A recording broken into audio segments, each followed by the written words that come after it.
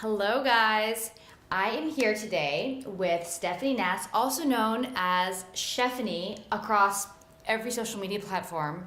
And I wanted to introduce her because she has done us a special treat this month. And actually we might even do more of doing healthy recipes, healthy cooking that are actually quite gourmet, which is not my forte at all. So she's done, what have you cooked? We've done avocado mash on Gigi crackers, my favorite roasted cauliflower recipe, my favorite seared tuna recipe.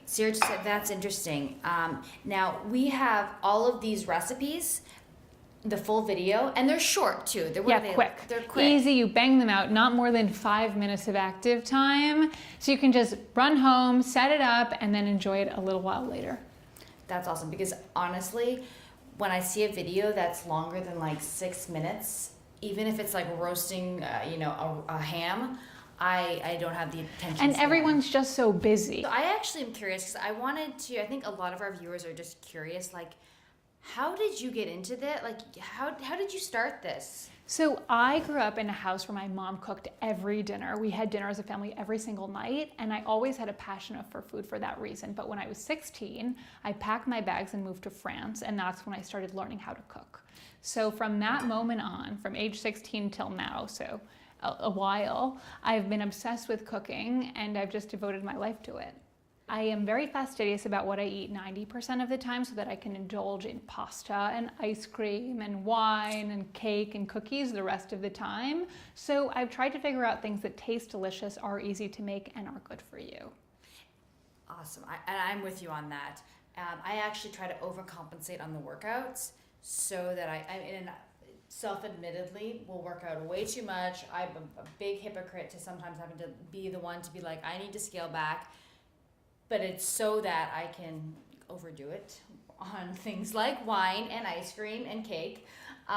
So what are some of your tips for people that are not culinary, that are looking at you and they're saying, well, yeah, but you've gone to culinary school and this looks very gourmet. What are some tips? I think a very important thing to keep in mind is the quality of your ingredients. So if you start with good sushi grade tuna or local cauliflower or really good tasting ingredients, you're just bound to have a better result. In my personal life, I try and prioritize fiber and protein because they're good for me. And then when I am filled up on that, that's when I go for a carbohydrate or a sugar. You're just packing your body with nutrients and they fill you up. And they make you feel good, most importantly. We do all of this to feel good and look great. And when I eat healthy, I feel happy. And you're a walking billboard because look at your skin, so it's working.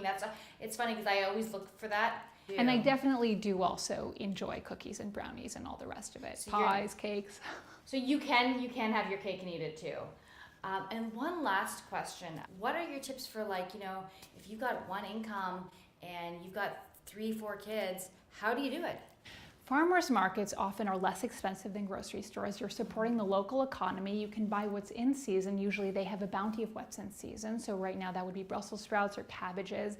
I just want to eat something simple from the earth that tastes good. So my advice would be go to farmers markets, see what they're selling, and then buy that. Wonderful.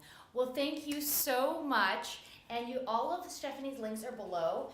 We have some great cooking videos on Valeo Fit, and then she has an entire database with new things coming out like daily. So go over, check out Chefany, and leave your comments below. Tell us what kind of recipes you want to see.